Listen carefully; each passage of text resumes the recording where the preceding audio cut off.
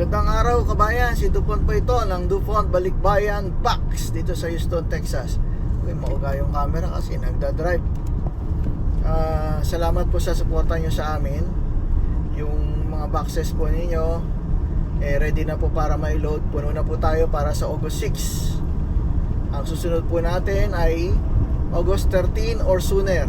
Katulad po niyan, dahil marami po nagpapadala, maaari po mapabilis ang ating pagpuno at makakaalis agad ng maaga. Itong August 13 natin, yun po yung second week na shipment para sa August.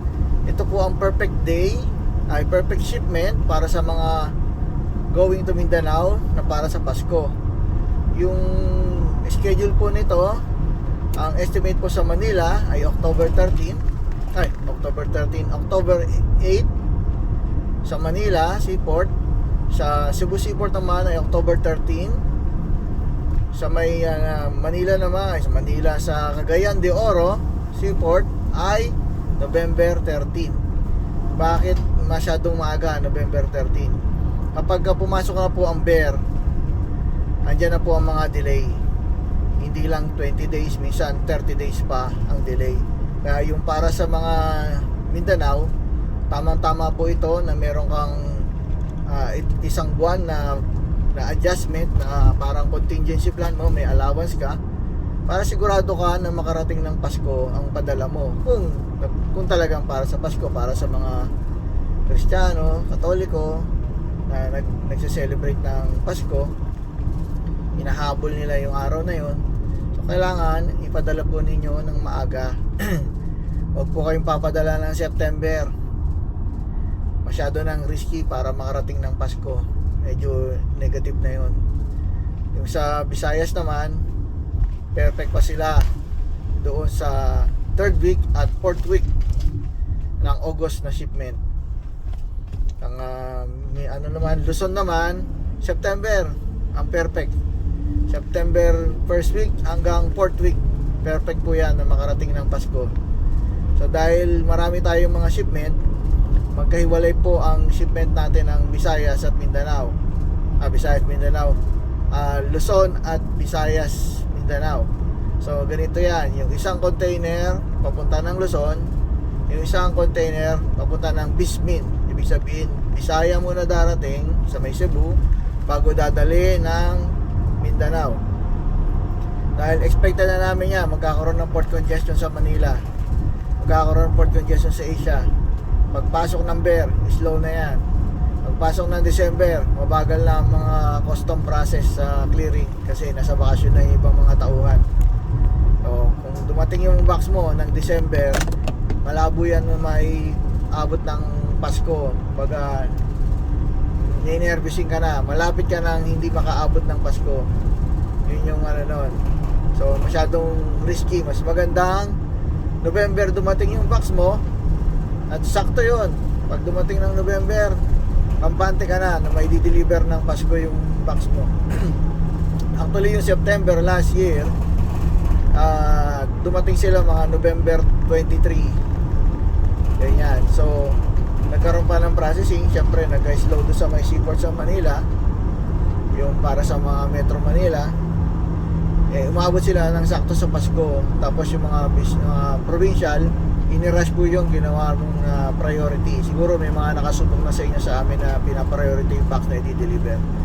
So tuwing Pasko po, nagdadagdag po kami ng delivery team para mahabol po yun at masaya ang mga pamilya nyo sa Pilipinas.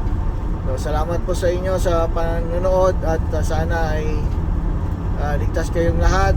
Sana hindi tayo nadadamay sa conflict. May conflict sa Cambodia, sa Thailand, may conflict sa Ukraine, sa Russia, mayroong conflict sa Taiwan at China. Yung away ng Amerika at China at Russia, sana hindi tayo madamay. May mga sanction na ginagawa na, geopolitical na labanan. So kabayan, ingat-ingat po tayo. Pagdasal din natin matigil na yung mga gera.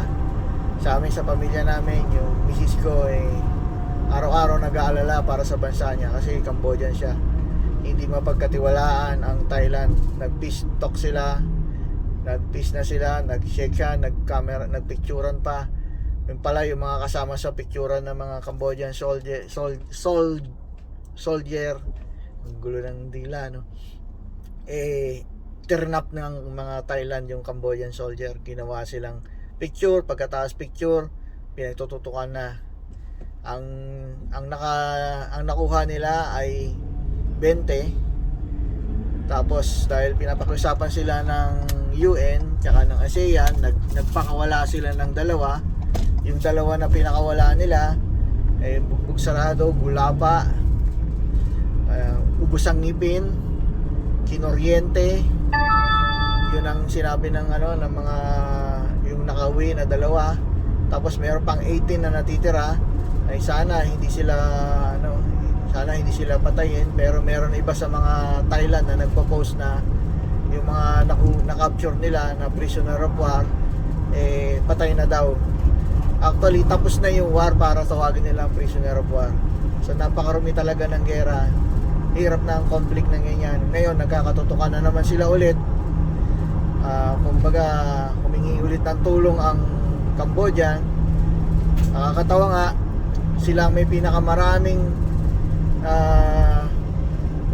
may pinakamarami silang napatay na sundalo. Yung Cambodia nakapatay ng sobrang dami ng sundalo ng Thailand. Tapos kakaunti sa kanila, tapos sila pa yung nagsusumbong sa sa ASEAN tsaka sa UN. Siguro dahil ayaw nilang magpagpatayan pa, dahil brothers ang turingan nila sa Thailand, pero ang Thailand kasi ang turing nila sa Cambodia para mga alipin. O hindi sila ganun kumbaga parang dito sa Amerika noon, yung mga itim, ang tingin nila sa mga itim ay slave. Hanggang ngayon naman, di ba, may discrimination pa rin, ganyan pa rin eh. So, pero medyo minimal na, hindi katulad dati. So, ganun nangyayari sa Cambodia at sa Thailand. Yung Thailand masyado mag-discriminate. Pero ngayon, dahil sarado na naman yung border nila, hindi na naman nagpapapasok, magpapatayan na naman daw ulit kasi nagkatutukan na naman at pinaalis na naman yung mga residente sa border.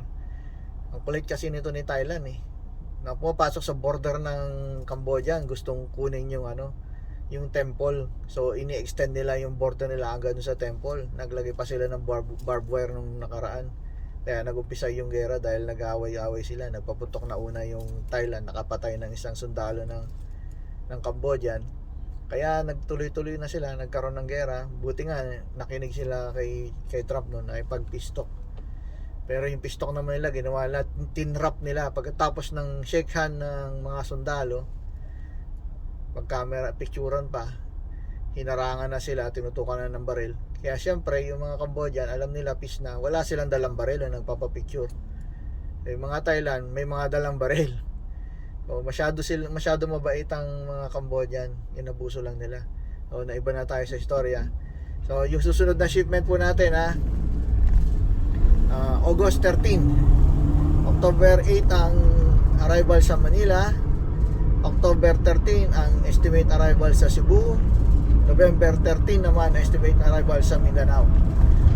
Yung mga papadala po sa Pasko sa Mindanao, gawin nyo na po ngayon. Ito na po ang perfect time para makarating ng Pasko. Salamat po sa suporta at nakapagpuno tayo ng maaga. Hindi na natin hinintay yung August 6. So bukas sipat na yung mga boxes natin. Salamat po sa inyo. Dupont po ito ng Dupont Balikbayan Box. Ang Pasko ay sumay.